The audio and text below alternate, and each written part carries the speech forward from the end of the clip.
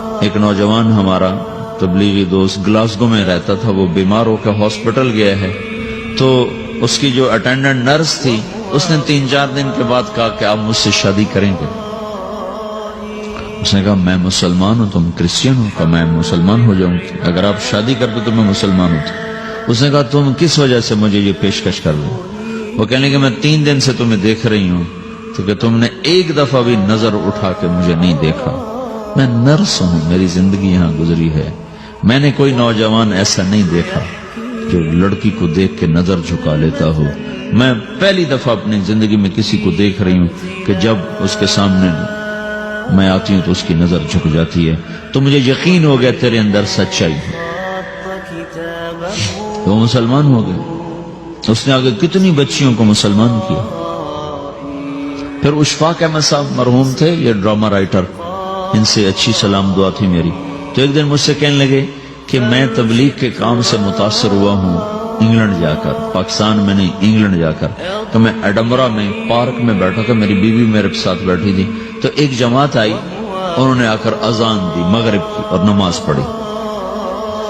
نماز کے بعد 13-14 لڑکیاں بھاگ کے آگے آئیں ان سے بات کرنے کے لیے، تو میں نے بیوی سے کہا آؤ سنو یہ کیا کہتے ہیں، تو کہا ہم دونوں بھی پہنچے، تو جس نے جماعت کرائی تھی اس کو ایک لڑکی آگے بڑھ کے کہتی آپ کو انگلش آتی؟ کہی آتی ہے۔ کہی آپ نے کیا کیا ہے؟ کہی ہم نے اپنی عبادت کی۔ تو لڑکی کہنے لگی آج تو اتوار نہیں ہے، تو اس نوجوان نے کہا کہ جی ہم دن میں 5 دفعہ کرتے ہیں، صرف اتوار کو نہیں، روزانہ 5 دفعہ۔ وہ لڑکی کہنے لگی یہ تو بہت زیادہ ہے، آپ اس کو کیسے نبھاتے ہیں؟ تو اس نے اس کو جواب دیا، 2-3 سوال اس نے اور کیے، جواب دیا، تو کہنے لگی اچھا بہت مہربانی۔ اس نے سے ہاتھ بڑھایا آگے ملانے کے لیے تو وہ نوجوان کہنے لگا میں آپ سے معافی چاہتا ہوں، میں آپ کو ہاتھ نہیں ملا سکتا۔ تو اس لڑکی نے کہا کیوں؟ کہ یہ ہاتھ میری بیوی کی امانت ہے اور کسی کو نہیں لگ سکتا۔ تو لڑکی کھڑی تھی، وہ زمین پہ گر گئی، صرف اس بہت وہ زمین پہ گر گئی، کھڑے کھڑے وہ زمین پہ گر گئی اور وہ بچوں کی طرح رونے لگی پھوٹ پھوٹ کے، اور کہنے لگی وہ لڑکی کتنی خوش قسمت ہے جس کے تم خامد، کاش یورپ کے مرد بھی ایسے ہی ہوتے۔ جس رب نے نفسیات بنائی ہے وہ اگر کوئی عورت کپڑے اتار دے تو اس کی نفسیات بدل جاتی، چاہے وہ مغرب میں پیدا ہو چاہے وہ مشرق میں پیدا ہو۔ عورت کی نفسیاتی حیا ہے اور وفا ہے، کسی وفادار کی تلاش ہے، تو وہ اس کو پتہ بھی نہیں ہے کہ مشرق کا حیا کیا ہے، لیکن وہ اس کو اللہ نے عورت بنایا ہے، اس کے اندر کی وہ نہیں مر سکتی چیز۔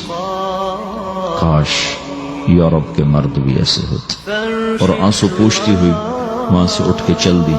تو اشفاق صاحب مرحوم کہنے لگے میں نے اپنی بیوی سے کہا بانو آج وہ تبلیغ ہوئی ہے کہ لاکھوں کتابیں بھی چھپ جاتی، وہ کام نہ ہوتا جو یہ نوجوان اپنے عمل سے کر لیا۔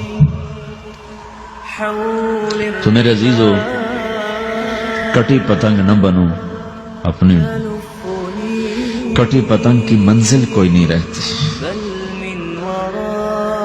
اللہ اس کے رسول کے ہاتھ میں اپنے ڈور دے کے چلو، اللہ اس کے رسول کی غلامی میں اپنے آپ کو چلاؤ تو اللہ تمہیں بھاگ لگائے گا، عزت بھی دے گا۔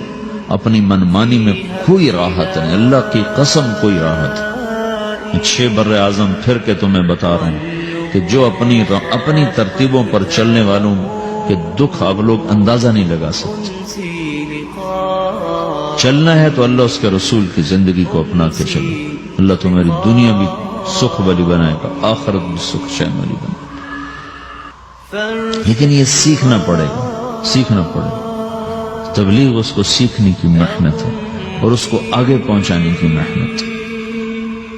تو یہ عمر ہے، اس وقت ساری دنیا اسلام کے لیے تیار ہے، چونکہ نظریاتی طور پر دنیا شکست کھا چکی، کسی کے پاس کچھ نہیں۔